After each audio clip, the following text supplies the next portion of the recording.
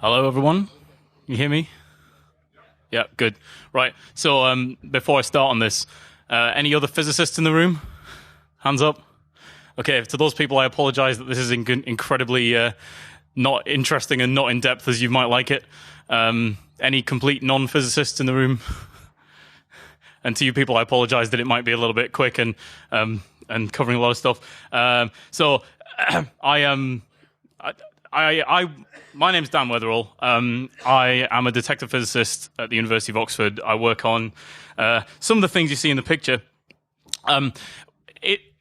Modern science is done using detectors of some kind. Basically, our only window into the world is electromagnetic radiation.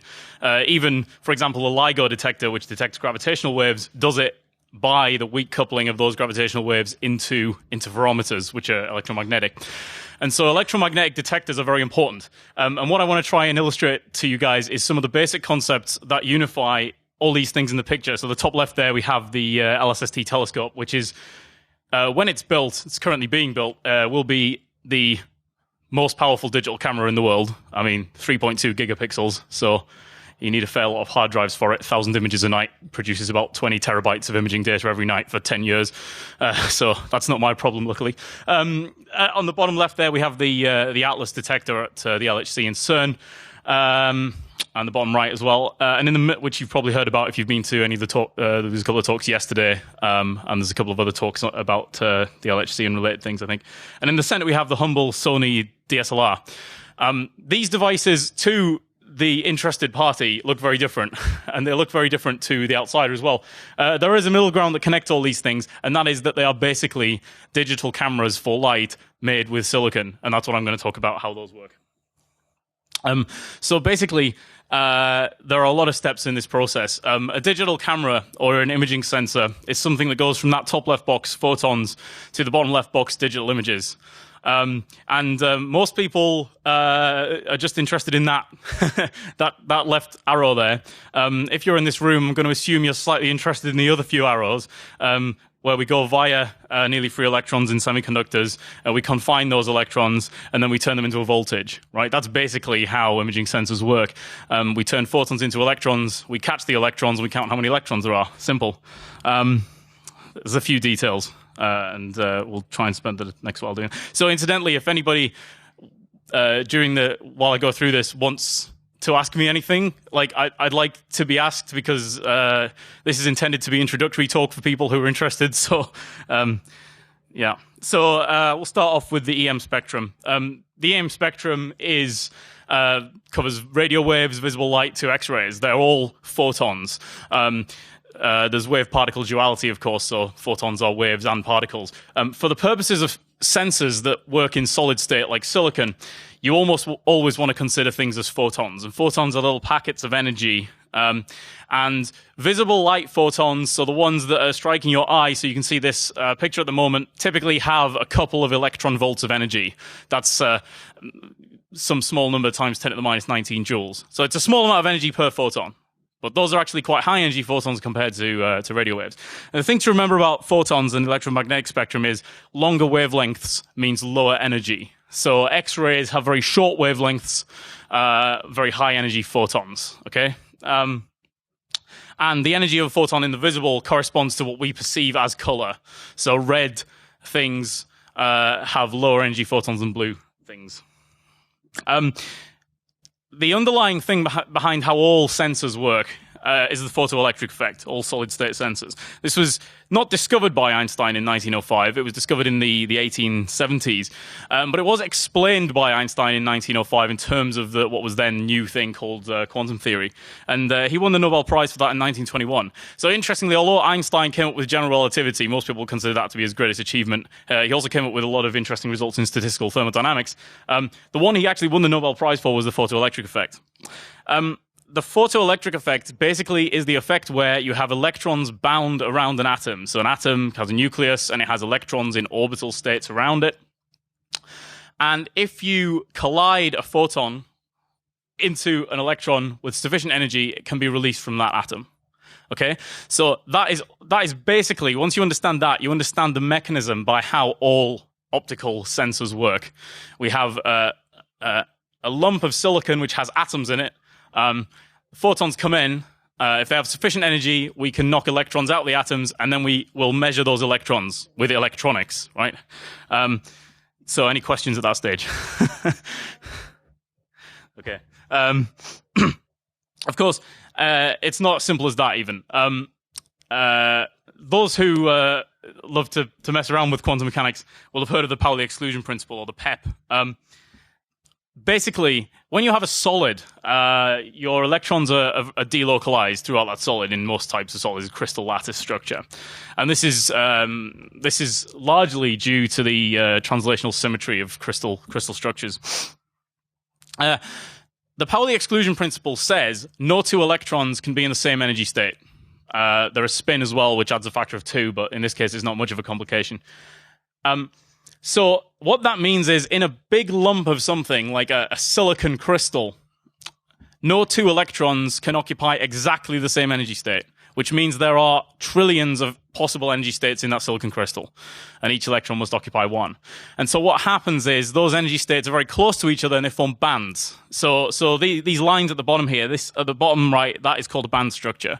And it's basically a diagram of momentum along the bottom, so basically direction, which direction electrons traveling, versus energy at the top. And the orange lines are positions where an electron can have that energy. Quantum mechanics allows it to have that energy by the Pauli exclusion principle. The blue shaded region is a thing called the band gap. And that is a region where there simply do not exist possible energy states for electrons. So in a solid, if you have an electron in silicon, that energy there in the blue region cannot be occupied by an electron. Quantum mechanics doesn't allow it, right? And this is useful for us because electrons fill up from the bottom. Lower energy is at the bottom. And so in normal conditions, those orange states at the bottom are largely full, and the ones above the gap are largely empty. And that means that we can shoot some energy in. With enough energy, we can pop electrons from underneath the gap to on top of the gap. And then they'll be free to move around. This is not a unique property of silicon. There are many semiconductors. The thing about silicon that makes it so ideal is that we happen to live in a world where we have a room temperature of about 20 degrees. And at that temperature, silicon's band gap, there's a thing called the Fermi energy, which is the energy that electrons want to have, basically. It's the thermal energy that every electron, on average, wants. Silicon, at temperatures that we live at, that Fermi energy is right in the middle of the band gap. And that means that silicon is a very convenient semiconductor for us to use at temperatures that we live at. Because at room temperature, there are very few electrons that have crossed over. And that Fermi energy is exactly where we want it in the gap. So our electrons are sitting just below the gap, and we can fire energy in and get them above the gap very easily. There are other semiconductors which only become semiconductors at minus 100. Pretty useless to make a camera that you want to carry around with. Crucial to this is the concept of holes. So to think like this, you have to kind of think of two diagrams at once. You have to think of energy, a diagram with energy going up the scale like we had in the previous slide, and then a separate diagram with space. If I move an electron from underneath that gap to over the gap using energy, I've left behind a hole, and that is the technical term, a hole. And if this electron moves around a bit in space, but at that high energy, it's moved away from where the hole was. And the hole now looks like a separate entity. And it turns out that statistically, you can treat these holes just as particles. We call them quasi-particles with positive charge. So in a semiconductor, you have charge which is carried by free electrons in the conduction band, and charge which is carried by free holes in the valence band, which are just the bits left behind when we promoted the electron. This is all very mind-bending. I hope it'll become clear sooner, but you have to get this stuff out of the way before I can tell you how a camera works, right? Forget that. The really interesting thing about how electrons move in a semiconductor, and this is something that most people won't tell you introductory, but I think it's important, is that we're probably, a lot of us, familiar with the F equals ma equation there, Newton's second law from basic physics.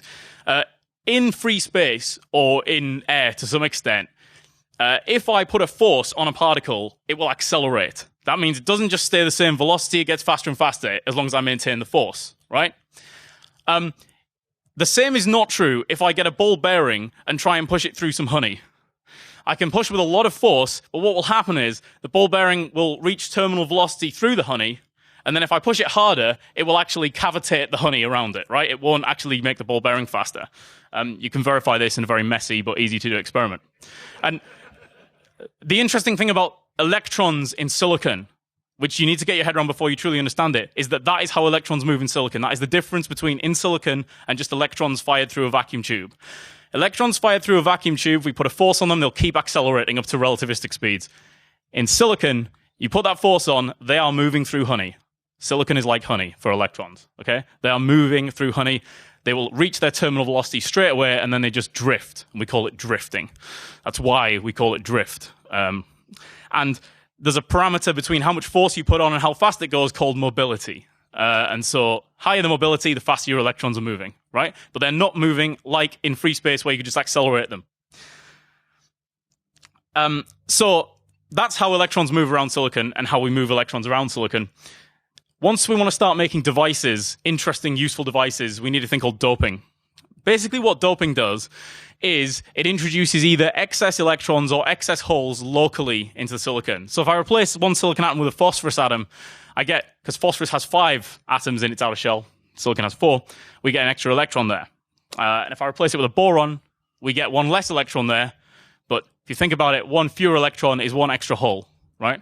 So the really interesting thing about silicon is not just that it's a convenient semiconductor that we can use at temperatures that we live at, but also that you can introduce these handy other elements which happen to work very well and bond very well into the silicon lattice, which give us extra carriers, either holes or electrons, as you see fit, basically. Now, technologically, it's very difficult to dope something below about 10 to the 12 per centimeter cubed. So the purest silicon we can make has something like 10 to the 10 impurity atoms per centimeter cubed, which sounds like a lot, but that's 1 impurity atom per 100 billion silicon atoms. So it's not that many, right? But yeah, so introducing these dopant atoms allows us to control the density of electrons locally in the silicon, and that's very important. The most important thing to understand about about semiconductor physics is a p-n junction. I recognize I'm going through this very fast. This is to give you guys, if you want to understand this, this was explained to me in an undergraduate physics class about 10 years ago, just over. And I thought I understood it when they first told me it. And then about 6 years later, I suddenly realized I understood it. So don't worry if this doesn't make sense at first. An N-type bit of silicon is just one that has extra phosphorus in it, and a P-type is extra boron. So we have extra electrons on the left side and extra holes on the right side. So imagine you have 2 blocks of stuff. This one has extra electrons in. This one has extra holes in. We're going to put them together. Now, this is similar to what happens if I spray a can of air freshener in the corner of the room really hard. If I spray an entire can of air freshener into the corner of the room. At first, you can't smell the air freshener, okay? After a short while, these guys here can smell it, and eventually everyone can smell it, but the smell gets diluted. That's a process called diffusion, and it's basically a statistical process. If you have a high concentration of anything, like if you put a blob of dye into some flowing water, right? At first, you can see the dye just sort of the color forming. Eventually, it spreads throughout the entire volume of water. So electrons in silicon move in a similar way, and that's because they have this honey-like motion. They can't just be accelerated around, they drift around. So if I put a block with extra electrons next to a block with extra holes, what happens is the electrons start going towards where there are fewer, and the holes start going towards where there are fewer, and they collide in the middle. And when the electrons and holes collide, because one's just a gap for the other one, they can recombine and disappear, essentially. The electrons don't disappear physically. What's happening is that electron is falling into that hole, okay? So the electrons aren't disappearing physically.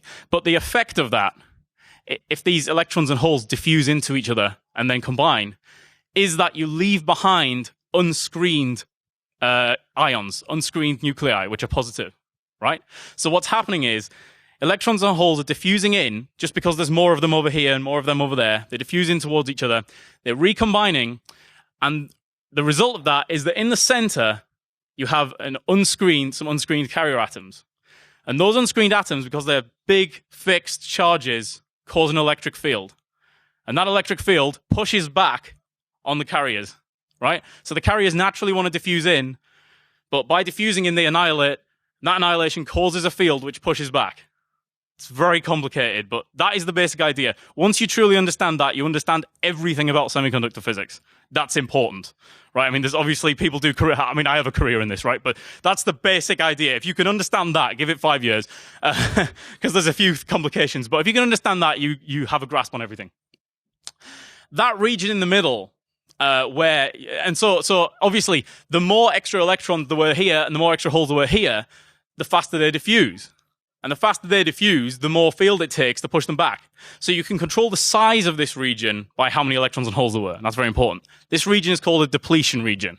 And it's the most important part of how a camera works. So this depletion region has a huge amount of fixed positive charge. And that creates a field, especially if I bias it, put a voltage across it. So if I just drop an extra electron in there, that electron is going to zoom off to one side, depending on which way I put the voltage in, right? And that is basically how we collect electrons in an imaging sensor. We deplete a big volume of semiconductor, and then the photons come in, kick extra electrons out of nowhere into that depletion region, and they get sucked up towards where we put the voltage. Right? It's like a vacuum cleaner. Once you have a depletion region, you can stick a voltage on it, and you can hoover those electrons up towards that voltage. And once you can hoover up electrons in a spatially resolved manner, you have a camera. And hopefully that's kind of, you can see that. Forget the MOS capacitor. I'm getting onto how you actually build these things now. It's very important to talk about the CCD for three reasons. First reason is because it wasn't invented first, but a successful one was built first in 1969. CCD stands for charge coupled device. You'll see why in a second. The second reason the CCD is important is because these guys won a Nobel Prize for it in 2009. Certainly the only Nobel Prize that will be won for building image sensors, I think, along with a guy who was one of the grandfathers of fiber optic communications. The third reason it's important to talk about CCDs is because they are still widely used in scientific applications for various reasons, but they are not used at all whatsoever in commercial products anymore. Almost none. The only commercial CCD vendor left which will sell you a CCD is Sony, and they are shutting down their CCD fab in 2018. What are we going to do? Basically, there are reasons for that. The reason why CCDs are no longer really manufactured commercially is because if you look at that diagram at the top left, that's how a CCD is constructed. You require overlapping bits on the top, overlapping gates. There is no other modern IC, integrated circuit technology, that requires those overlaps. So modern CMOS fabs just cannot do the overlaps. They could do if they threw a few $1 billion at it, but why if you're only doing CCDs? So what we actually have nowadays is a thing called a CMOS active pixel sensor, it works similarly. I'm going to explain that, but it's slightly different. On the left, you have how a CCD is constructed. On the right, you have how an APS is constructed. In an APS, you have a readout in every pixel. In a CCD, you just have one readout, and we shuffle electrons towards it. I'm going to describe that. CCD is important. The way it works is we have buckets. These capacitors, like I said, when you put voltage across above a depletion region, you can suck electrons up. And if we have arrays of gates, we can turn this one on, suck electrons to here, and we can turn this one on and turn this one off, and the electrons are now here. So a CCD is very much like those games where you have a board of wood and a magnet under it and like a ball bearing or a disc on the top. And you can move the magnet under the wood, and it moves the ball bearing around on the top. That's exactly how a CCD works, but with electrons and with voltage. So what happens is we build a big array of these capacitors. They're called MOS capacitors. The photons arrive, we've biased it, put voltage on it, so the electrons get sucked up onto the capacitors, and then we shuffle them out to the edge of the chip where we have a handy transistor, which looks a bit like that. It looks exactly like that, in fact, which was why I was a bit worried about this talk being recorded. But never mind. No one saw. Yeah, no one tell anyone. Right, so how the CCD output works basically is you shuffle this charge along to your output, you drop it on a capacitor, and a capacitor in silicon is just a bit of N-type on a bit of P-type. Too detailed for me to tell you why that works, but if you remember how a capacitor works, Q equals C times V. Charge equals capacitance times voltage, right? So if we stick a voltage on that capacitor, this is a very delicate process. It's not as easy as I'm making it sound, but you drop a bit of charge into it, that voltage will change, okay? So it's as simple as that. You drop some charge into the capacitor by shuffling it along. The voltage on that capacitor changes, and then we tie that voltage very ever so gently into the gate of a MOSFET. And once you've got the gate of a MOSFET at a correct voltage, you can just hump a huge amount of current through the other side of the MOSFET, and you've now got a solid signal that's amplified. If you just try to put 100 electrons through a wire, which is what comes out of a CCD at low light conditions, you're not going to have a good time. Because 100 electrons will just get instantly wiped out by thermal currents in the wire. So the most difficult part of actually building these things engineering-wise is to get those delicate few hundred electrons that you've collected ever so carefully in these buckets, drop them in a capacitor, and couple it into a big meaty MOSFET, or other power transistors are available, but I'm telling you now they're all MOSFETs, that can really drive some current through. And then we just measure that voltage. And so now we know the voltage we measure out the other side of those that MOSFET is related to, it's not generally exactly proportional to, but related to how many electrons we dropped in the capacitor, right? So it's a capacitor into the gate of a MOSFET, current comes through, measure this voltage, tells you how many electrons you had. Very simple. A few extra details to build a full image sensor. You might want a color one. I don't know why. You might do. And to do that, what you do is you just have neighboring pixels which have optical filters on top of them, red, green, and blue, in a pattern which is the most common one is called a Bayer pattern. And so there's all sorts of interesting algorithms for how you turn this into a proper color image, because you actually only got one image that's red, one image that's green, and one image that's blue. But underneath that, it works exactly the same way. So far, what I've said is how these things work. There are obviously difficulties in actually designing the thing. If you're someone who wants to design a camera chip, a sensor chip for any kind of optical stuff, you have to be concerned about getting those photons absorbed. Now, silicon is not that reflective. As you can see there, actually at 400 nanometers, it's about half of the photons you fire at it bounce straight back. So you've got to sort that out somehow. You don't want to lose half the light before you start. We use that with a thing called anti-reflection coatings, which are black magic and no one has a clue how they work. The other thing you've got to be concerned about is if you want a camera that can detect very well in the red or the infrared, you can't go too far into the infrared, because once you're below the band gap, you just won't be throwing any electrons across it at all. But the absorption depth in silicon, that means how far a photon travels through silicon before it, on average, gets absorbed, in infrared, starts to get out into the centimeters, near infrared. So if you want something that can see infrared, you want a big, thick piece of silicon. And to give you some context, by really, really thick, I'm talking about 100 microns. But that's a lot thicker than most other types of chips. Your phone camera is typically 4 or 5 microns of active silicon, which will get the blues nicely, it gets the reasonable reds nicely. One trick that you can do, this was started to be done in the 1990s, is basically build your chip as normal, which is the left picture there, front illuminated.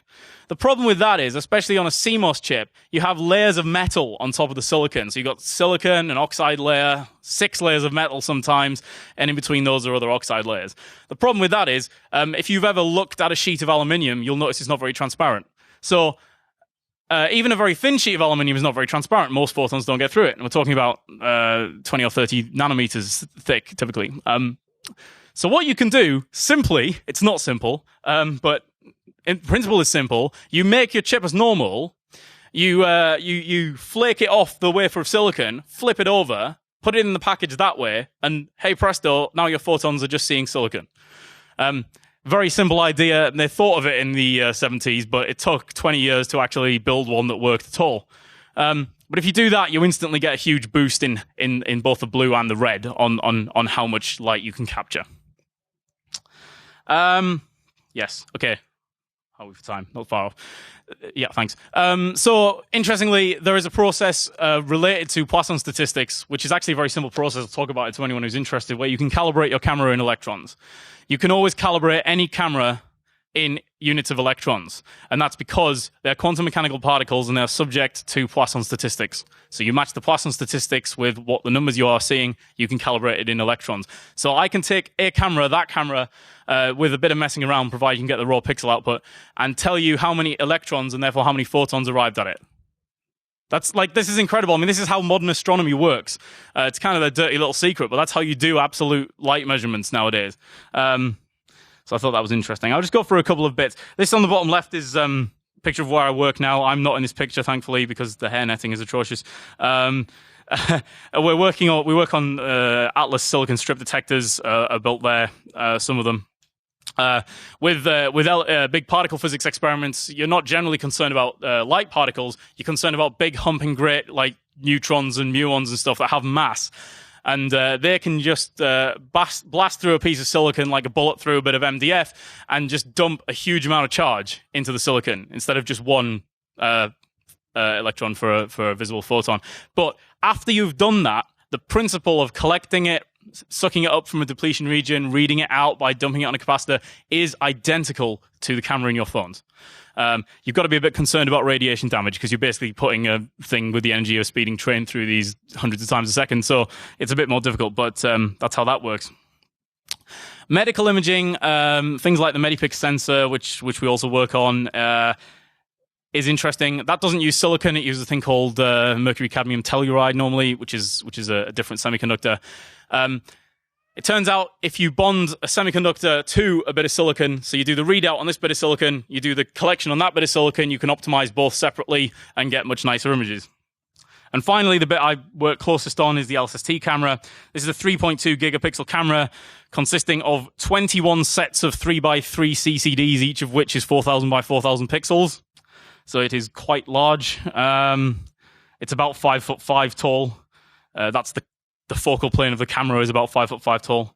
The bloke down there in the bottom right is Paul O'Connor, the guy who designed it, or at least designed the focal plane sensors part of it.